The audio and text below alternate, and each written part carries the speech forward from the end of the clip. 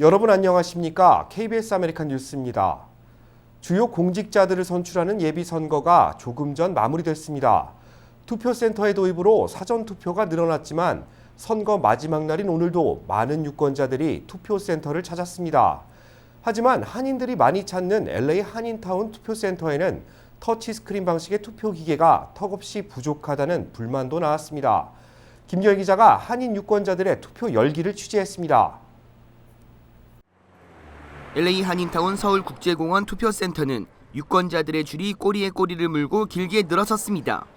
많은 유권자들이 몰리면서 50분 동안 줄을 서기도 했습니다. LA 한인타운에 위치한 투표소입니다. 오전부터 이어진 유권자들의 줄은 점심시간이 되자 더욱 길어졌습니다. 한인 유권자들은 오랜 기다림에 지치기도 했지만 꼭 투표해야 할 이유가 있습니다. 유 후보하고 정찬영 후보하고 한국 사람이 어떻게 하겠습니까? 한국 사람 찍어야지. 그레이스 유. 네. 또 한 분은 제이크 정. 투표센터를 찾은 유권자들의 기다림은 투표 기계가 부족해서입니다. 서울국제공원은 한인들이 많이 몰리는 곳이지만 투표 기계는 5개에 불과합니다. 원래 생각했던 것보다는 조금 계산이 잘 안 맞았는지 하여튼 대부분의 한인들은 유권자가 많은 곳에 투표 기계가 여러 대 있어야 하는데 평소보다 줄어들어 어이가 없다는 입장입니다. 투표 관리 인원들을 조금 더 늘려가지고 투표하러 온 사람들이 이렇게 많이 기다리지 않게 그렇게 했으면 좋겠습니다. 지난번에는 투표하는 장소가 10군데라서 장소가 많은데 지금은 확 줄어갖고 반으로 줄었어요. 5군데밖에 없는데. 일부 한인 유권자들이 긴 줄에 발길을 돌리면서 한인 후보들은 투표 기계가 많은 곳을 안내하기도 했습니다. LA 한인타운의 또 다른 투표센터, 투표 기계는 30여 대가 설치돼 있습니다. 유권자들은 줄을 서지 않고 바로 투표할 수 있었습니다. 그러나 처음 접해보는 터치스크린 투표 방법은 생소하기만 합니다. 도움을 받지 않으면 진행할 수가 없겠어요. 한인 유권자들은 소중한 한 표를 행사해 마음이 편하다고 입을 모았습니다. 봉사자들에 의하면 평소보다 한인들의 투표 참여는 2배 이상 늘었다고 합니다. 그러나 젊은 한인 유권자들은 찾아볼 수 없었습니다. 또 투표기계가 부족해 긴 줄을 선 유권자들은 꼭 시정돼야 하는 문제라고 답답함을 호소했습니다. KBS 뉴스 김경일입니다. LA 시의원을 비롯한 주요 공직자들을 선출하는 예비선거가 방금 전인 저녁 8시를 기점으로 각 지역 투표센터에서 마감됐습니다. 한인들이 그토록 갈망하는 한인 정치력 신장 여부가 바로 오늘 선거 결과에 달려있다고 봐도 과언이 아닌데요. 오늘 이 시간에는 한인민주당협회 스티브 강 수석 부회장과 오늘 예비선거에서 한인 정치력 신장이 가능한가를 주제로 이야기 나눠봅니다. KBS 스튜디오에 정말 오랜만에 나오셨네요. 네, 반갑습니다. 저도 너무 반갑습니다. 네. 네. 오늘이 그 슈퍼 화요일로 불리는 그런 예비 선거가 방금 마감됐는데요. 네. 대선과 맞물려 있기 때문에 한인들의 그 투표 열기도 굉장히 뜨거웠습니다. 네. 오늘 예비 선거 결과에서 주목할 만한 한인 후보들도 많은데요. 이번 예비 선거에서 가장 주목할 만한 후보가 아무래도 LA 시의원들인데 현직이죠. 먼저 최초의 한인 시의원으로 유명한 데이빗 류 후보 이야기부터 좀 해보죠. 어떤 상태와 어떤 결과를 좀 예측해 볼 수 있을까요? 네, 4지구 같은 경우는 이제 거의 5년이 지났거든요. 그래서 데이비드 류 시의원 후보 같은 경우는 이제 그동안 이제 백인들이 많은 4지구 안에서 좋은 평가를 받았습니다. 투명성, 그리고 디벨로퍼들에게 돈을 안 받겠다.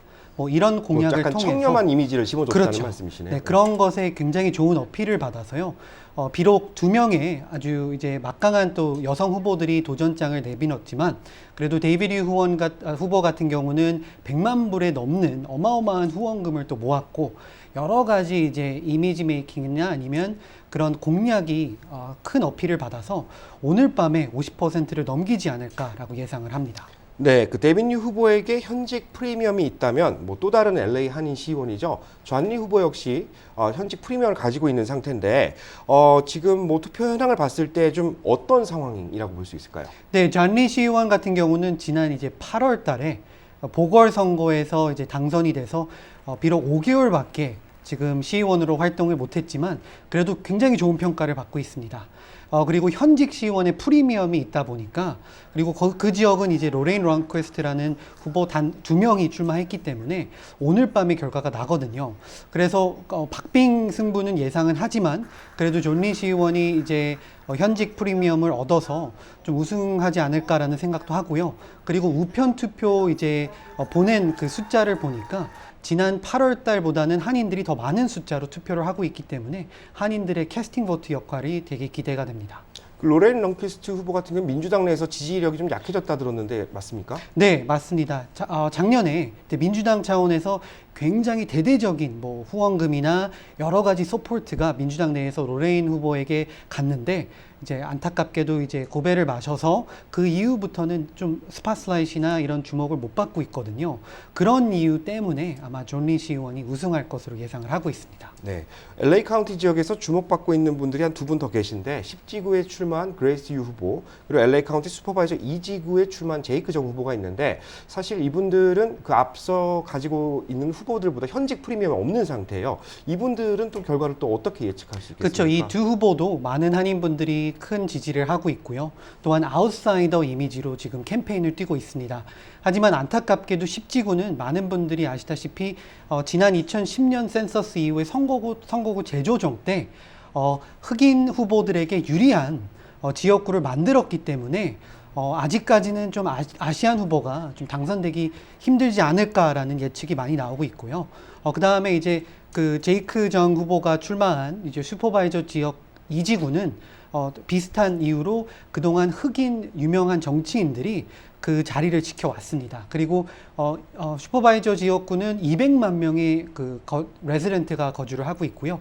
그 중에서 100만 명이 유권자이기 때문에 그 슈퍼바이저 2 디스트릭트는 한인 인구가 유권자 등록 비율이 2만 명밖에 안 되기 때문에 굉장히 좀, 적은 수치네요. 그렇죠. 좀 힘든 싸움이 되지 않을까라는 생각도 듭니다. 매번 선거 때마다 좋은 성적을 낸 후보도 있죠. 최석호 후보가 바로 그런 경우고요. 지난번 선거 때는 고배를 마셨지만 UCI 법대 교수인 그 대부민 후보도 이번 선거에 또다시 출마했죠. 이분들은 어떤 결과를 예측할 수 있을까요? 네, 이제 오렌지 카운티로 가다 보면 데이브 민 후보, 이제 얼바인 교수에게 굉장히 많은 포커스가 됐는데요. 그분은 현직 인컴벤트인 공화당 현직 가주 상원 의원 상대로 지금 그 프라이머리를 펼치고 있는데요. 지금 그분은 이제 탑2로 올라가는 목표입니다. 이제 로컬 시나 카운티는 오늘 밤 50% 플러스 1을 넘기면, 과반수를 넘기면 바로 본선 안 가고 당선이 되지만 주나 연방은 뭐 결과 상관없이 탑2 후보가 무조건 11월 본선에 진출을 하거든요. 그렇기 때문에 데이브 민은 그 공화당 현직 의원보다는 지금 민주당 내에서 여성 후보가 또 한 명 있거든요. 그래서 그분보다 더 많은 투표를 얻어서 탑2로 올라가서 11월에 그 자리를 공화당에서 민주당으로 다시 플립하는 게 목표고요. 또한 이제 최석호 후보 같은 경우는 공화당 텃밭, 또 굉장히 안전한 공화당 지역구에 있습니다. 가주 하원으로서. 하지만 이번에 처음으로 아주 막강한 차세대, 아시안 이제 떠오르는 정치인이 공화당 내에서 챌린지를 하고 있기 때문에 오늘 밤 과연 최석호 후보가 이제 그 챌린지를 이겨넘고 이제 탑2로 진출할지가 좀 주목해야 될 사안입니다. 한인 정치력 신장의 키워드 같은 존재죠. 미셸 박스틸 후보, 영김 후보 이번에 또다시 출마했는데요. 오는 11월까지 어떤 과정을 통해 본선에 갈 거라고 보십니까? 네, 두 후보가 한인사회에서 굉장히 많은 사랑을 받고 있는 후보들이죠. 이제 영김 같은 후보는 현직 이제 길 시스네로스 민주당 연방 하원 의원과 이제 리매치거든요. 그 두 분은 이제 무난하게 탑2로 올라가서 진정한 싸움은 11월 본선 선거로 예상을 하고 있고요. 이제 미셸 박스틸 같은 경우는 공화당 내에서 여러 후보가 이번에 나왔는데 그 후보들이 이기고 이제 탑2로 올라가는 관건인데 그 지역도 역시 헐리 루다라는 현직 민주당 하원 의원이 있기 때문에 헐리 루다 플러스 미셸 박스틸 후보가 두 명이 탑2로 11월 본선을 올라갈 것으로 예측을 하고 있습니다. 네, 방금 전 이제 개표 결과가 이제 나오기 시작했죠. 이제 개표가 진행되고 있는데 뭐 한인 정치력 신장의 기회라는 말도 있습니다. 하지만 어렵게 쌓은 탑을 또 지켜내는 것도 한인 유권자들의 할 일이 아닌가 싶습니다. 오늘 나와주셔서 감사합니다. 감사합니다. 다음 소식입니다. 슈퍼 화요일을 맞아 트럼프 대통령과 대결 구도를 펼칠 민주당 경선에 관심이 집중되고 있습니다. 샌더스 대 바이든의 양강 구도일지 아니면 블룸버그까지 포함되는 3파전이 될지 관심입니다. 박시몬 기자입니다. 백악관 입성을 놓고 벌이게 되는 대선 레이스의 전초전 슈퍼 화요일이 다가왔습니다. 14개 주와 2개 지역에서 동시에 열리는 슈퍼 화요일 경선에는 전체의 34.1%나 되는 1,357명의 대의원이 걸려 있어 진검승부가 예상됩니다. 슈퍼 화요일 경선에는 최대 표밭인 캘리포니아에서 415명, 두 번째인 텍사스에서 228명, 노스캐롤라이나 110명, 버지니아 99명, 매사추세츠 91명의 대의원이 있습니다. 현재까지 샌더스는 60명, 바이든은 54명의 대의원을 각각 확보한 상태입니다. 결국 대의원 수가 가장 많은 캘리포니아와 텍사스에서의 결과가 승부를 가를 것으로 예상됩니다. 샌더스의 독주가 예상됐던 민주당 경선에서 부티지지와 클로부차가 중도 하차와 동시에 바이든 후보를 지지해 판세의 변화가 주목됩니다.